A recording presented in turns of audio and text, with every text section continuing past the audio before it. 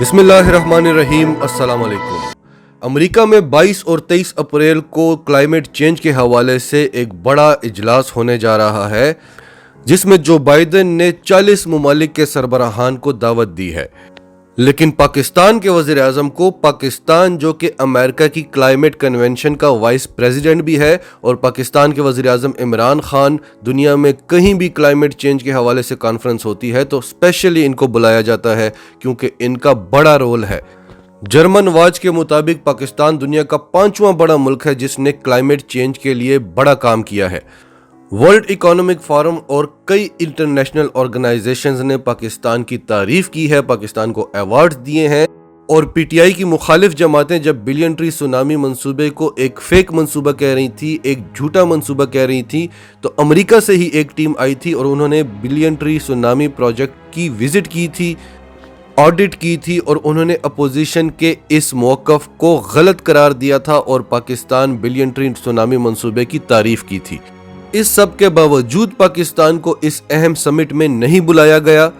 मुल्की और गैर मुल्की तज्ज़िया निगारों का इस बारे में क्या कहना है वो भी आपको बताएंगे और पाकिस्तान के दफ्तर खारजा का क्या रिएक्शन आया है वो भी आपको बताएंगे और सबसे आखिर में हम आपको इसकी रियल रीज़न बताएंगे। तो डिटेल्स में जाते हैं। उससे पहले अगर अभी तक आपने हमारा चैनल सच टीवी सब्सक्राइब नहीं किया तो इसे अभी सब्सक्राइब करें और बेल आइकन पर क्लिक करें ताकि हमारी आने वाली वीडियोस आपको वक्त पर मिलती रहें। वीडियो की तफसील में जाने से पहले हम आपको मुख्तसरन मौलाना फजलुर रहमान की तबीयत के बारे में बता दें। मौलाना फजलुर रहमान की तबीयत इस वक्त इंतहाई नासाज और तशवीशनाक है। डॉक्टर्स ने मौलाना फजलुर रहमान को सियासी सरगर्मियों से दूर रहने का मशवरा दिया है। JUIF ने बताया है कि हमने मौलाना फजलुर रहमान का कोरोना टेस्ट भी कराया है जो कि पॉजिटिव नहीं निकला। हालांकि अलामात को देखकर यही कहा जा रहा था कि मौलाना फजलुर रहमान भी कोरोना के मर्ज का शिकार हो चुके हैं, लेकिन JUIF के रहनुमाओं ने बताया है कि उनका टेस्ट पॉजिटिव नहीं निकला।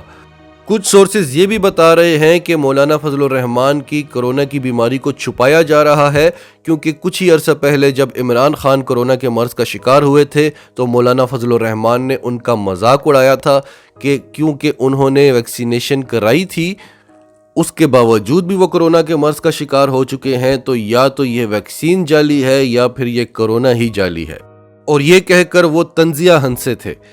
तो इस सब के बाद जब ये बता दिया गया कि मौलाना फजलुर रहमान खुद भी कोरोना का शिकार हो गए हैं तो उनको शदीद तनकीद का निशाना बनाया जाएगा। इसलिए JUIF ने यह डिसीजन लिया है कि मौलाना फजलुर रहमान की कोरोना की बीमारी को छुपाया जाए।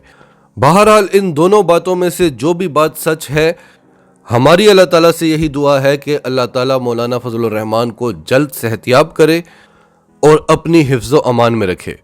इसके अलावा JUIF के अंदर भी मौलाना फजलुर रहमान अपनी हैसियत खो चुके हैं और JUIF के रहनुमाओं ने पार्टी के अंदर इंतखाबात कराने का मुतालबा कर दिया है। इसके अलावा PTM जिसके मौलाना फजलुर रहमान सरबराह हैं वो भी टूट फूट का शिकार हो चुकी है। इसकी जो दो बड़ी जमातें हैं यानी पीपल्स पार्टी और पाकिस्तान मुस्लिम लीग नून, जिनके दरमियान कशीदगी काफ़ी अरसे से चल रही थी, लेकिन अब ये दोनों जमातें खुलकर आमने सामने आ चुकी हैं। जैसा कि आप जानते हैं कि कुछ दिन पहले मरियम नवाज ने बिलावल भुट्टो को सेलेक्टेड कहा था और उसके जवाब में बिलावल भुट्टो ने कहा था कि मैं अगर जवाब दूंगा तो अपने हम मनसब को दूंगा, यानी मुस्लिम लीग नून के सदर को दूंगा। मरियम नवाज मुस्लिम लीग नून की सदर ही नहीं है। आज बिलावल भुट्टो का कहना था कि सेलेक्टेड लफ्ज़ मैं लेकर आया था और मैं ही जानता हूं कि इसे कहां इस्तेमाल करना है। यूसुफ रजा गिलानी जब सेनेट के अपोजिशन लीडर मुंतखब हुए तो उस पर मरियम नवाज ने ताबड़तोड़ हमले किए पीपल्स पार्टी पर। उनका कहना था कि अगर आपने अपोजिशन लीडर बनना था तो हमसे वोट मांग लेते, आपने बाप से वोट क्यों मांगे। नाम तो वो बलूचिस्तान अवामी पार्टी का ले रही थी, लेकिन उनका इशारा इस्टेब्लिशमेंट की तरफ था और जरदारी की तरफ था, जिसके जवाब में बिलावल भुट्टो जरदारी ने कहा कि आप ठंडा पानी पिएं और लंबी सांस लें। तो ये तो सब जानते हैं कि ये दो जमातें कभी एक नहीं हो सकती। ये तो एक हुए थे सिर्फ अपनी अपनी करप्शन बचाने के लिए और उस इमरान खान को तोड़ने के लिए जिसको ये अकेले अकेले नहीं तोड़ सकते थे। तो मजीद 9 जमातों को भी इन्होंने अपने साथ मिला लिया, लेकिन फिर भी उसे तोड़ नहीं सके। अब आ जाते हैं क्लाइमेट समिट पर।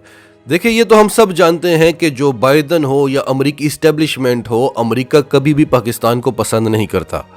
لیکن پاکستان ہمیشہ سے امریکہ کی مجبوری رہا ہے۔ جو بائیڈن کے بارے میں ہم سب جانتے ہیں، یہ وہی شخص ہے جو پاکستان میں کیری لوگر بل کو لے کر آیا تھا۔ یہ وہی شخص ہے جس نے یوسف رضا گیلانی کو بولا تھا کہ ہم نے آپ کو اور نواز شریف کو باریاں کس لیے دی ہیں کہ آپ اپنی فوج کو کمزور کریں۔ یہ وہی شخص ہے جس نے افغانستان میں اپنی ہار کا ذمہ پاکستان پر ڈال دیا تھا۔ یہ وہی شخص ہے جس نے زرداری کے ساتھ مل کر ایبٹ آباد آپریشن کا جعلی ڈرامہ رچایا تھا۔ جب الیکشن ہو رہے تھے تب سب بڑے خوش تھے کہ جو بائیڈن مسلمانوں کے حق میں بہت بہتر ہے، پاکستان کے حق میں بہت بہتر ہے، کشمیر کے لیے آواز اٹھاتا ہے۔ ہم تب بھی یہی کمپین چلا رہے تھے کہ جو بائیڈن پاکستان کے لیے اچھا کبھی بھی نہیں سوچ سکتا۔ ٹرمپ جیسا بھی تھا وہ عمران خان کو پسند کرتا تھا اور وہ اپنی اسٹیبلشمنٹ کے خلاف بھی جاتا تھا۔ عمران خان نے جو ٹرمپ کو آنکھیں دکھائی تھی اور اسے کھری کھری سنائی تھی، وہ باتیں ٹرمپ کو سمجھ آئی تھی اور وہ عمران خان کو پسند کرنے لگا تھا، اور اس نے عمران خان کو بولا تھا کہ ہم بہترین دوست ثابت ہوں گے۔ جو بائیڈن کو عمران خان جیسے لیڈرز بالکل بھی نہیں چاہیے، خاص طور پر پاکستان کے لیے۔ وہ پاکستان جس کی بے انتہا عالمی اہمیت ہے، جس پر یہ قبضہ نہیں کر سکتے، جس پر یہ حملہ نہیں کر سکتے، اس پاکستان کے لیڈروں کو وہ خرید لیتے ہیں۔ تو ان کو ایسا لیڈر چاہیے ہی نہیں جو بک نہ سکے، جو پاکستان کی بہتری چاہتا ہو۔ جب پاکستان JF-17 تھنڈر طیارے بنانے لگا تھا، جب امریکہ نے F-16 طیارے بیچنے سے انکار کر دیا تھا، تو اسی جو بائیڈن نے زرداری پر پریشر ڈالا تھا اور زرداری نے شاہد لطیف کو بولا تھا کہ یہ JF-17 تھنڈر طیارے بنانے کے پروگرام کو یہیں پر روک دو، میں تمہیں ایئر مارشل بنا دوں گا۔ تو ان کو اس قسم کے لیڈرز چاہیے۔ لیکن ابھی انہوں نے عمران خان کو اس سمٹ میں کیوں نہیں بلایا، اس کی ریزن ہم آپ کو آخر میں دیں گے۔ لیکن پاکستان میں اپوزیشن پارٹیز اس کو ایک الگ رنگ دینے کی کوشش کر رہی ہیں اور وہ اسے عمران خان کی ناکام خارجہ پالیسی کا نام دے رہی ہیں۔ کامیاب خارجہ پالیسی کیا ہوتی ہے کہ ہم جو بائیڈن کی یہ بات مان لیں کہ ہاں آپ افغانستان میں ہی رہیں، ہم آپ کا ساتھ دیں گے، ہم آپ کو نیٹو سپلائز کے لیے راستہ بھی دیں گے، ہم سعودی عرب کی ڈکٹیشن لینا شروع کر دیتے، پاکستان کے خلاف فیصلے کرنا شروع کر دیتے، سی پیک سے پیچھے ہٹ جائیں، چین کا ساتھ نہ دیں، کشمیر پر شور مچانا چھوڑ دیں، افغان وار کا صحرا اپنے سر لے لیں، بھارت کو، مودی کو ایکسپوز کرنا چھوڑ دیں، ان کے خلاف دنیا کے آگے ثبوت نہ رکھیں، امریکہ، بھارت، سعودی عرب، اسرائیل کے مفادات میں کام کرتے رہتے اور اپنی جائیدادیں انگلینڈ میں بناتے رہتے، تو یہ کامیاب خارجہ پالیسی تھی۔ ابھی ماسکو میں امریکہ پر دباؤ ڈالنے کے لیے جو اجلاس ہوا، اس کے پیچھے پاکستان کا ہی ہاتھ تھا، یہ امریکہ اچھی طرح سے جانتا ہے، اور ماسکو کانفرنس میں تمام اہم ممالک شامل تھے، لیکن پاکستان نے بھارت کو شرکت کرنے نہیں دی۔ یہ پاکستان کی ناکام خارجہ پالیسی ہے۔ آج سے پہلے پاکستان کی اتنی اہمیت کبھی تاریخ میں ہوئی تھی؟ عمران خان اب تک جس ملک میں بھی گئے ہیں، وہاں پر جو ان کا شاندار استقبال ہوا ہے، وہاں سے پاکستان کی کامیاب خارجہ پالیسی نظر آتی ہے۔ اور آج پاکستان کے جس ملک کے ساتھ تعلقات ہیں، وہ بہت بڑے بڑے ملک ہیں، لیکن وہ پاکستان کو ڈکٹیٹ نہیں کرتے، بلکہ پاکستان سے مشورہ لیتے ہیں، پاکستان کے پاس اپنے مسائل لے کر آتے ہیں، اور پاکستان کے ساتھ برابری کے تعلقات ہیں۔ وہ روس جو ہمارا جدی پشتی دشمن تھا، آج وہ ہمارا قریبی دوست ہے، بلکہ ہمارا اتحادی بن چکا ہے۔ ایران جو بھارت کی گود میں بیٹھا کرتا تھا، آج وہ پاکستان کے ساتھ ہے۔ افغانستان کے ساتھ بھی یہی ہے۔ بھارت کے جتنے ہمسایہ ممالک ہیں، بنگلہ دیش، میانمار، بھوٹان، نیپال، جو بھارت کے بغل بچہ تھے، آج وہ بھارت کے خلاف کھڑے ہو گئے ہیں۔ چین بھارت کے اندر گھستا جا رہا ہے، پاکستان اور چین نے مل کر بھارت کو چاروں طرف سے گھیرا ہوا ہے، بھارت کو دنیا میں تنہا کر کے رکھ دیا ہے۔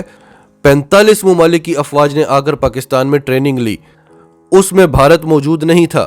وہ بھارت جو پاکستان کو دہشت گرد کہا کرتا تھا، آج وہ اپنی فوج کو پاکستان بھیج رہا ہے کہ جا کر پاکستانی فوج سے ٹریننگ لو کہ کس طرح سے دہشت گردی کا مقابلہ کیا جاتا ہے، اور اس کی فوج اب پبی ایکسرسائزز 2021 میں شرکت کرے گی۔ اور جس بھارت کو پوری دنیا امن پسند ملک کہتی تھی، آج اس بھارت کو پوری دنیا دہشت گرد اور انتہا پسند ملک کہہ رہی ہے۔ تو یہ ہے عمران خان کی ناکام خارجہ پالیسی۔ اب اس میں کوئی شک نہیں کہ جو بائیڈن عمران خان کو پسند نہیں کرتا، اور اس کو جیسے لیڈر پسند ہیں ویسے لیڈر ہم دینا نہیں چاہتے، کیونکہ وہ اس کے حق میں بہتر ہے، پاکستان کے حق میں نہیں۔ اور وہ عمران خان کو نکالنے کا پلان بھی بنا چکا تھا، لیکن فی الحال وہ اس کنڈیشن میں نہیں ہے، وہ مجبور ہے، فی الحال وہ ایسا کوئی کام نہیں کرے گا۔ اور اگر یہی ریزن ہوتی تو وہ چین کو نہ بلاتا، کیونکہ چین کے بارے میں ایک ہی دن پہلے اس نے اعلان کیا ہے کہ چین ہماری جگہ لینا چاہتا ہے اور ہم ایسا ہونے نہیں دیں گے۔ روس کو نہ بلاتا، کچھ ہی دن پہلے اس نے روسی صدر ولادیمیر پوٹن کے بارے میں بتایا کہ یہ ایک قاتل ہے۔ سعودی عرب کو نہ بلاتا جو اس کا سب سے بڑا ٹارگٹ ہے۔ تو پاکستان کو نہ بلانے کی اصل وجہ یہ ہے کہ اس سمٹ میں ان کنٹریز کو بلایا گیا ہے جو بڑی بڑی اکانومیز ہیں، جہاں پر بہت زیادہ انڈسٹریز ہیں، اور جو کنٹریز دنیا کی 80% گلوبل ایمیشن کے رسپانسیبل ہیں۔ پاکستان اتنی بڑی آبادی ہونے کے باوجود بھی لوویسٹ ایمیٹر ہے۔ پھر آپ کہیں گے کہ بنگلہ دیش اور بھوٹان کو کیوں بلایا، وہ تو اتنی بڑی اکانومیز نہیں ہیں؟ تو اس کا جواب بھی ہم آپ کو دیتے ہیں۔ ایک تو ان بڑی اکانومیز کو بلایا گیا جو ایمیشن کے رسپانسیبل ہیں، دوسرے ان کنٹریز کو بلایا گیا جو اس ایمیشن سے افیکٹ ہوتے ہیں، اور اس کے علاوہ جو چھوٹے چھوٹے جزیرے ہیں ان کو بھی بلایا گیا جو کہ بہہ سکتے ہیں۔ تو اس لیے بھوٹان اور بنگلہ دیش کو بلانا بھی ضروری تھا۔ پاکستان اتنا بڑا ملک نہیں ہے جتنی ہر انٹرنیشنل فورم پر عمران خان کو اہمیت اور حیثیت دی گئی ہے۔ دفتر خارجہ کا کہنا ہے کہ اگر ہمیں نہیں بلایا گیا تو اس سے ہمیں کوئی فرق نہیں پڑتا، ہم جو کلائمیٹ چینج کے لیے کام کر رہے ہیں اس کو ساری دنیا مانتی ہے، ساری دنیا ہماری تعریف کرتی ہے، اور ہم امریکہ کی کلائمیٹ کنونشن کے وائس پریزیڈنٹ ہیں۔ تو ہم جو کام کر رہے ہیں وہ کرتے رہیں گے، ہمیں جو بائیڈن اس کانفرنس میں بلاتا ہے یا نہیں بلاتا اس سے ہمیں کوئی فرق نہیں پڑتا۔ ناظرین، آپ کا اس سب کے بارے میں کیا کہنا ہے؟ کمنٹس میں اپنی رائے کا اظہار کرتے رہیں، اور اگر آپ ہمارے چینل پر نئے ہیں تو ابھی سچ ٹی وی کو سبسکرائب کریں، سچ ٹی وی فیملی کا حصہ بنیں، اور ہماری ویڈیوز پسند آئیں تو انہیں لائک کریں، شیئر کریں، تاکہ زیادہ سے زیادہ لوگوں تک یہ میسیجز پہنچتے رہیں۔